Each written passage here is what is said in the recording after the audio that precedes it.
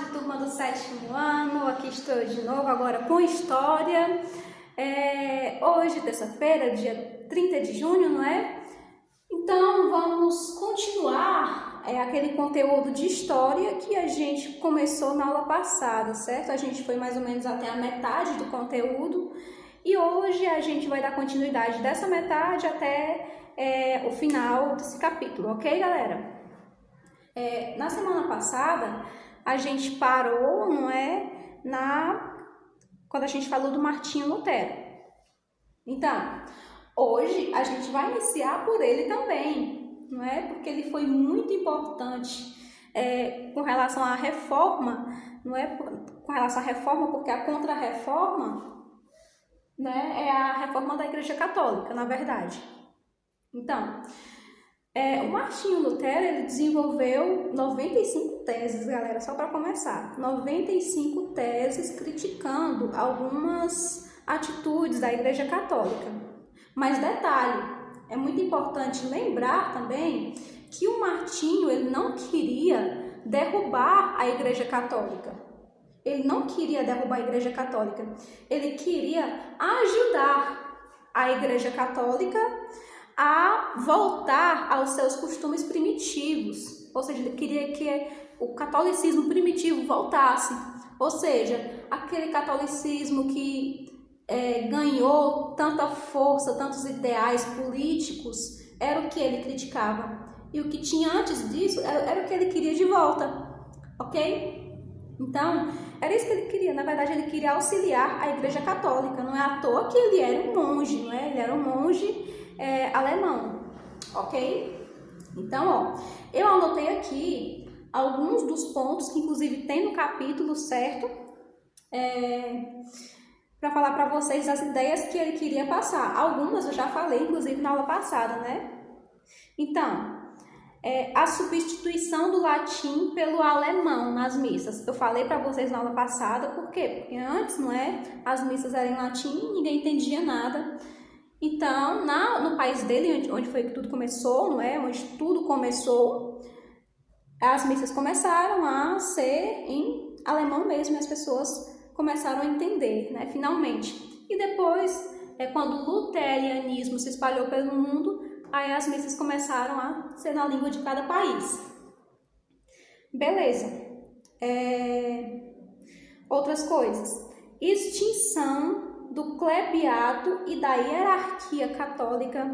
O que ele queria com isso? Ele queria que essa hierarquia de um papa, um clero, tudo isso acabasse, que essa hierarquia acabasse, que todos fôssemos iguais, não é? A manutenção de 2 sacramentos, que eu também falei para vocês. Antes havia muitos sacramentos na Igreja Católica e ele queria que permanecessem apenas 2 sacramentos, que eram a crisma, né, na verdade, e o batismo, ok? Eucaristia, a Eucaristia e o batismo. Também, a Igreja como não fundamental à salvação. Por quê, galera? A Igreja Católica, a Igreja em si, a Igreja física, ela era fundamental para a salvação. Para você ser salvo, você tinha que frequentar a igreja. Não era fundamental que você frequentasse a igreja. E ele queria que isso acabasse, não é? A salvação, ela queria que fosse uma coisa que você conseguisse, que você alcançasse apenas com o seu contato com Deus, e não necessariamente com a obrigação do contato com a igreja.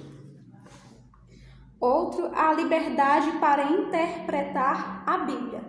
Ou seja, porque na Igreja Católica, quem tem essa autoridade de interpretar a Bíblia é o Papa, é o Padre, não é o clero, certo?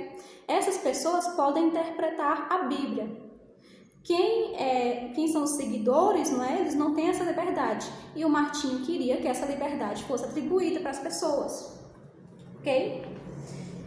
E tem um ponto aqui que o Martinho defendia que é extremamente importante. Ele queria a subordinação da igreja ao Estado. Vamos lá, o que é subordinação? Subordinação, galera, é quando uma pessoa está numa patente mais baixa e essa pessoa deve respeito e deve obediência a quem pode mais. E a igreja subordinada ao Estado é uma igreja que não interfere na política, é uma igreja que não interfere na questão das escolhas, não é, as escolhas da nobreza, essas coisas. Então, isso foi uma das coisas que ele quis e que foi extremamente, assim, vocês não têm noção, galera. Quando ele falou isso nas teses dele, não é? Quando ele defendeu que a igreja tinha que ser subordinada ao Estado. O que vocês acham que o Estado achou disso? Maravilhoso, não é? Porque o Estado estava super incomodado com a igreja sempre dando palpite nas questões econômicas, não é? E nas questões do Estado. Então, quando Martinho Lutero falou que a igreja tem que se subordinar ao Estado, o Estado achou maravilhoso. Martinho Lutero, com isso, ele atraiu a admiração de muitos príncipes da época. Muitos príncipes, muitas pessoas começaram a apoiar o Martinho, não é? Além de príncipes, olha, senhores feudais, comerciantes e até camponeses. Por que os camponeses também apoiavam as ideias do Martinho? Por conta de todas as outras coisas que ele falou. A questão da tradução, das missas. Martinho Lutero também, ele traduziu a Bíblia para o alemão. Vocês sabiam disso? Ele que traduziu a Bíblia para o alemão. Então, com isso ele também atraiu, não é, o gosto dos camponeses, da massa mesmo. Mas com isso, o que aconteceu? O que aconteceu com isso? O Martinho tinha a proteção dos príncipes, o Martinho tinha a proteção do Estado, né? Porque é claro que o Estado adorou essa ideia dele de deixar a igreja subordinada. E o que aconteceu com as pessoas que apoiavam as ideias do Martinho na época? Ou seja, os camponeses. Eles foram mortos brutalmente, galera. Foram mortos brutalmente por apoiar Martinho Lutero e por ir contra a Igreja Católica. Enquanto isso, né, por que o Martinho não foi morto brutalmente também? Porque o Estado protegeu ele, não é? Os príncipes protegeram ele. Justamente porque ele queria a subordinação da Igreja ao Estado. Perfeito, galera? Então, vocês entenderam isso, não é? E Martinho, ele é uma pessoa muito fantástica de se estudar, principalmente para pessoas que entendem, né, desse assunto religioso. E ele não foi apenas uma pessoa muito inteligente, né? Escreveu 95 teses, mas também ele foi um compositor. Inclusive, isso é uma curiosidade para vocês. Eu acho que talvez vocês já saibam, caso vocês tenham muito mais contato, não é, com essa área cristã. Ele foi um compositor, ele compôs músicas, né? Os monges cantam, não é? Então não é novidade nenhuma. Inclusive, alguns cristãos utilizam um livro de cânticos que se chama Harpa Cristã. Tem uma música, né, que eles chamam de hinos, tem um hino dessa harpa que é do Martinho Lutero, chamada Castelo Forte. Então, ele foi uma mente fantástica, realmente, mas algumas pessoas são contra, algumas são a favor, e aí aqui estamos nós com as nossas diferenças, não é? Com o nosso pensamento crítico. Então, vamos lá para a próxima reforma religiosa, que foi o calvinismo. Bom, galera, o calvinismo, ele foi fundado por João Calvino, e aqui tem algumas coisas que João Calvino defendia. Bom, João Calvino, ele defendia essas coisas aqui, que Deus escolhe quem será salvo e quem vai para o inferno, ou seja, predestinação. E era isso que o calvinismo, é isso que o calvinismo defende.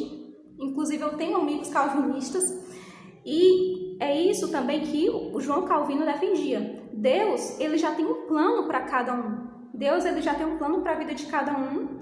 E ele já sabe quem vai ser salvo e quem vai para o inferno. Era isso que ele acreditava, era isso que ele defendia na sua reforma religiosa. Outra coisa que ele falava, que algumas pessoas são super a favor e outras são super contra. Ele falava, galera, que, a grosso modo, né, que a pobreza é culpa do próprio homem, certo? Por exemplo, se eu sou pobre, a culpa é minha, é falta de esforço. Ele falava que a preguiça era um dos pecados mais abomináveis que existia, não é? Uma pessoa que é pobre, geralmente é porque ela não tinha coragem de trabalhar. E com isso, ele acabava escondendo muitos fatores sociais causados pelo capitalismo, não é? Então, o capitalismo, ele pode ser culpado de muita pobreza. Por quê? Porque ele concentra muita riqueza na mão de poucas pessoas. Mas ele não concordava com isso e o que ele disse? Que as pessoas que eram pobres é porque realmente não tinha essa coragem para trabalhar, para se esforçar e para conseguir esse acúmulo de capital. João Calvino defendia bastante a questão do acúmulo de capital, ok? E o que mais que a gente pode falar do calvinismo? Galera, aqui no livro também tem alguns pontos que ele defendia. Ele queria a suspensão da hierarquia religiosa, ou seja, papa, clero, tudo isso que tem uma hierarquia maior, suspende. Ele não queria. Ele também defendia a aceitação de somente 2 sacramentos, né, que é o batismo e a Eucaristia. Ele também queria a abolição de imagens e de culto a outro santo que não fosse Jesus, que não fosse Jesus Cristo. Ou seja, as imagens da Igreja Católica ele não apoiava, não é? E acreditava que apenas Jesus Cristo deve ser adorado, não só Jesus Cristo e outras imagens, ok? E outra coisa que ele defendia, a Bíblia como única fonte de fé, ou seja, a religião é útil, porém, ela não é fundamental para a salvação. Era isso que ele defendia, não é? Você é crente em Deus, mas o que importa é isso. Você não precisa estar indo para a igreja, se afirmar com uma certa religião. Então, era isso que ele defendia. Muito bacana, inclusive, né, estudar esse conteúdo, porque a gente vê as diferenças que existem dentro de uma própria religião, que é o cristianismo. A gente vê o quanto o cristianismo é grande, não é? E, por fim, depois do calvinismo, vem o anglicanismo. O anglicanismo surgiu depois de todas essas duas, certo? Surgiu depois do luteranismo, surgiu depois do calvinismo. O anglicanismo ele surgiu de uma forma muito inusitada, galera. Existia um rei que ele era casado, não é? E ele falou com o Papa daquela época, se eu não me engano, o Papa Henrique VIII, na verdade. E Henrique VIII, ele queria muito se separar da esposa e casar com outra, que era mais jovem, de apenas 20 anos. E ele foi falar com o Papa para cancelar o casamento dele com a esposa, não é? E o Papa não aceitou. Por quê? Porque o casamento é a união de Deus. E o que Deus une, o homem não separa, não é? Então, com essa separação, estaria quebrando esses princípios da Igreja Católica, portanto o Papa não aceitou. E o que foi que ele fez? Ele criou a própria religião, que foi o anglicanismo. Por conta disso, porque o Papa não aceitou sua separação.